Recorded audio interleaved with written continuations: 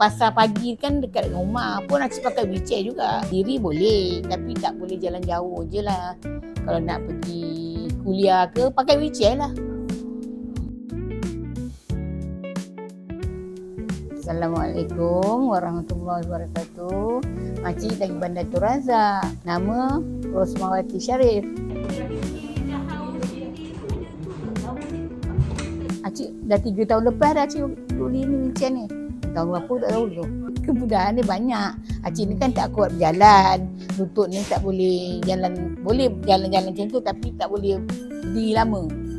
Ada ni tidaknya ringan lah beban tu kan. Acik tahu dekat HKM. Dia ada buat promosi kan kat HKM.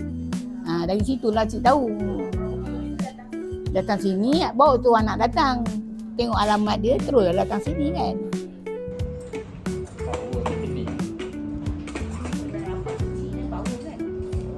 Sebab kemudahan dia kata kalau pergi haji ke, kemudahan dia boleh naik flight kan. Acik kemudahan nak tu lah kan.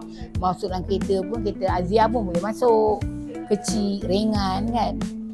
Itu je lah saja yang bagusnya. Kalau dapat haji mana tahu boleh bawa ni, lagi bagus kan. Itulah kemudahan yang Acik nak. Tapi Acik pergi HKM, banyak doktor-doktor tanya beli kat mana. Acik promote juga lah datang sini kan. Banyak diskaun ni.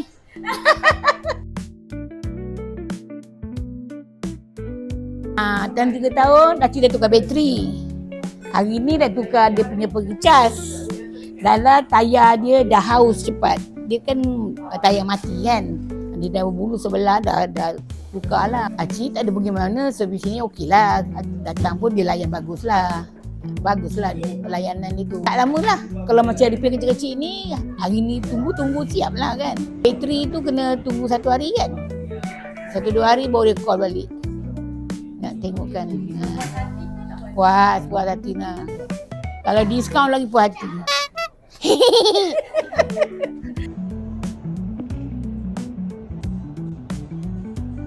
Kegunaan dia, Acik dekat rumah, pasar pagi kan dekat dengan rumah pun Acik pakai wheelchair juga.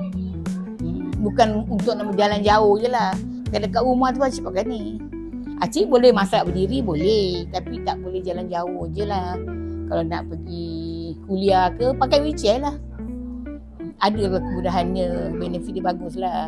Kepada peminat-peminat lah, yang mana-mana yang tak mampu nak berjalan tu, Acik syorkan datang ke ni kan, dia bagus. Layan ni bagus, pekerja dia pun manis-manis. Bagus sangat lah. Service okey. Kalau kecil-kecil tu on the spot dia siap. Terima kasih Fesco. Semudah maju jaya lah. Acik kau tahu Acik pakai songket tu? Tak lama lagi.